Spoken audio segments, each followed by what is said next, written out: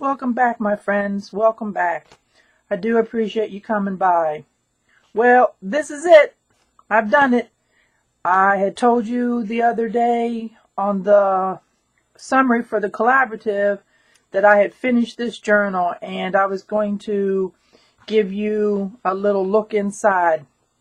So, one thing that I've promised in my videos is that I would give you the good, the bad, and the ugly. Well, this looks good, doesn't it? But let me tell you behind the scenes what happened.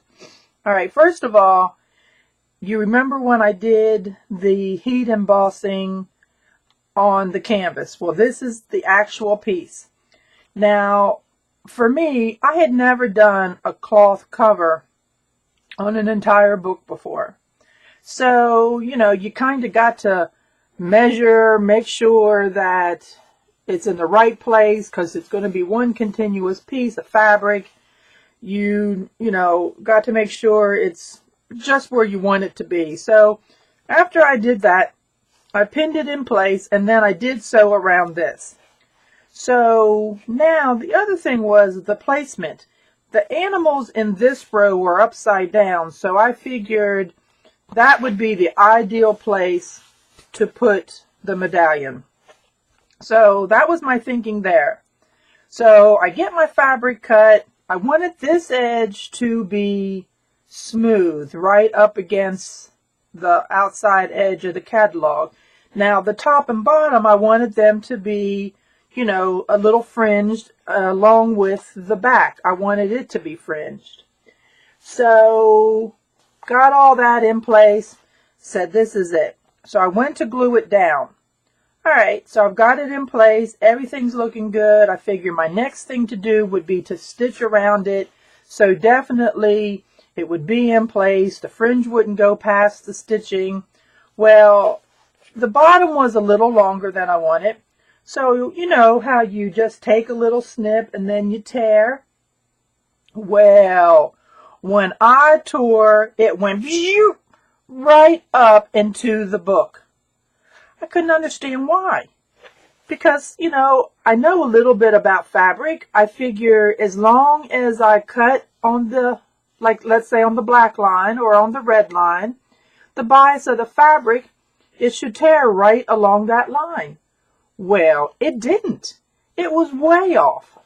So when I went to that crop last weekend, I, was telling them about it. And one of the ladies, Kathy, says, it's because the fabric isn't woven like that. That fabric is stamped. I said, what are you talking about? And then I thought about it. And I said, I get it. And let's see if I can show you. The fabric on this side is mostly like a creamy color. And you can see that this pattern is actually stamped on that fabric. So when that happened, I guess they didn't care if the fabric was wonky or not. It looks wonderful, but that is something to be careful about. So that's just an FYI. If you go to do this, you might really want to make sure that you've got your fabric torn and everything before you go to put it on your book. Now, I was fortunate. My glue hadn't dried, so I was able to rip the whole thing off of the book and start over. So this time I just made sure that my fabric was closer to the size I wanted so that then when I snipped it and I tore it, it did fit good on the book. So let's go ahead and look inside. What's so funny about this too is, I told you for my goals for myself for 2019 was to finish journals that I've started. I've got some journals that are a couple years old. This journal was the last one that I started and it's the first one to finish. Why? I say because I'm motivated. This one, I have someone that has interest in it, so I believe that it is sold. So let's go ahead and look here. Now, what she wants to do with this is she's taking a trip to Alaska, and she thought this would be perfect. You've heard me talk about my friend Pam. Well, she's the one that's interested in it. So basically what I did is just a lot of collage. Now, I will say that my paper was coffee stained, but when I went to put it all together, there was like really variances of the coffee stained paper. So once I got it all glued down and dried for a couple of days, I went back, made some more coffee, took a paintbrush, and painted each page with one more swipe of coffee on both sides. So it's still not exactly all the same, color, but it's closer, and I like it a whole lot better. So the things that you see, just the little details that I added, are heat embossing, with powder, embossing powder. I did not just stamp. I used embossing powder on everything. This is just a brown paper sack now with some washi tape. And this is a card that we got at work for Christmas, where they want you to buy their cards and they'll imprint your company's name on all of them. Well, that's what this was, and I had cut off the season's greetings or whatever. But this card is also embossed. The truck, the mailbox, the doggy, the house, and the tree. So what I did is I flipped it over and I did spackling, so then it would be smooth. So now I have put a piece of coffee stained paper on it, and of course then stained it around the edges. Now this is totally smooth, that it can be used for a journaling card or to, hold some photos. It's perfectly smooth on that side. And, the person that gets this, whether it be Pam or who, may not, want to keep this in there. They'll have options, of course. Because you know how it is when we go on vacation, we collect all kinds of stuff. Especially if you're a scrapbooker or a journaler, you're picking up everything. And this would be a nice big place to stash things.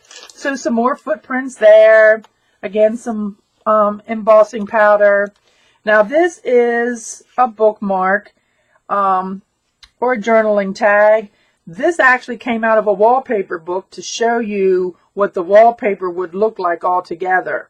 And if you remember, I had that coin that I stamped of Sissy, and I had stuck it down in here.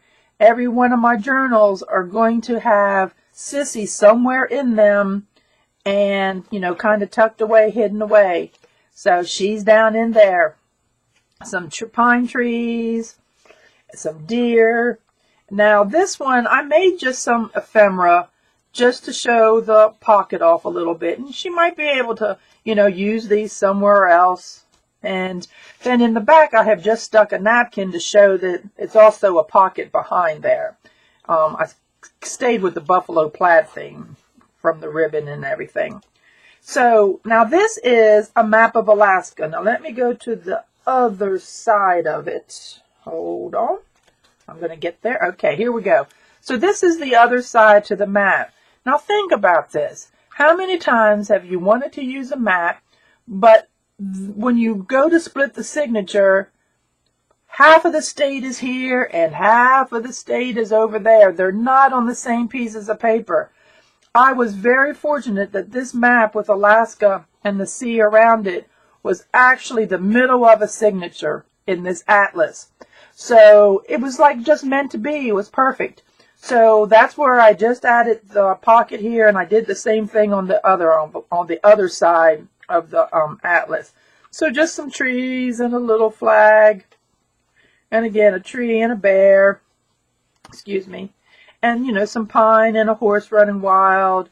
Now this is just a little pocket that I made with some scrapbook paper and a little tag, and you can journal on the back of the tag, and just some more ephemera in the pocket.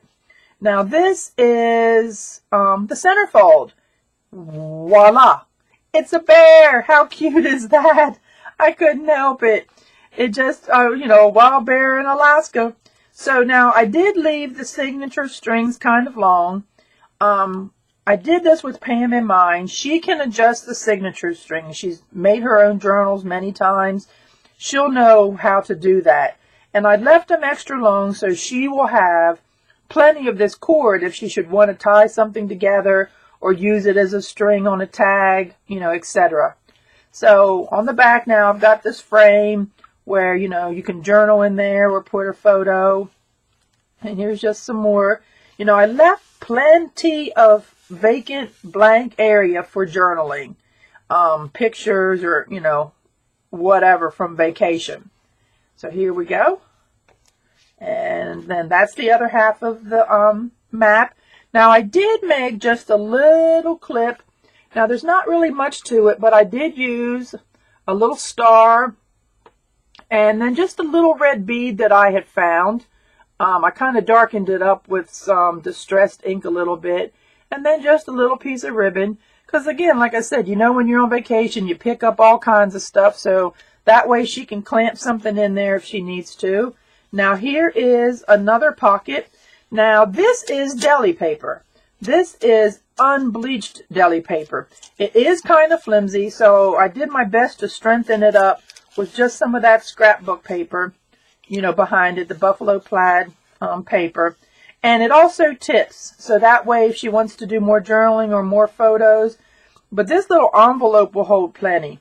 And again, I've just made some different pieces of ephemera for her to use throughout the journal. And then another page. And then this is just a pocket that I made. And what is so funny about this is I've told you about some of the auctions that I've done. Well, sometimes I'll get a bin and there'll be all kinds of things down in it. Well, in one of them, there was this wooden bookmark. And I thought it would be perfect in that journal, you know, with the moose and the deer and the elk and the bear. And I liked the cutout. I looked these things up online, and they're proud of these.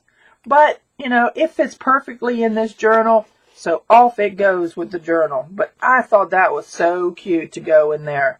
And then this is the other half of the brown paper sack. And in it, I have just put an ornament. It's just a flat ornament. But it's got a deer in the trees and a falling star, which I thought would be fun for Alaska. And again, this pocket will hold plenty. And then this is just the last page. And so here we go. I left plenty of string too, because I figured the journal's going to get alligatored.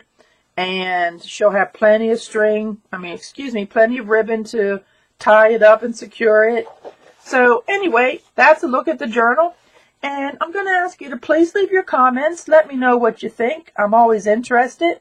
I do my best to chat with everybody that does leave a comment. And I also want to remind everyone that I have a Facebook group, also called Larkin Lane Creations. So if you do any kind of fun journal and, you know, want to show it off, you know, especially if it's upcycled, like this was an old catalog, and, you know, share it there with us. And please, like I said, join us. So please share my channel with your friends and give me a thumbs up and let me know that you like what I'm up to. And again, thanks for stopping by. I greatly appreciate you spending time with me, and I will see you down the road. Thank you much. Bye.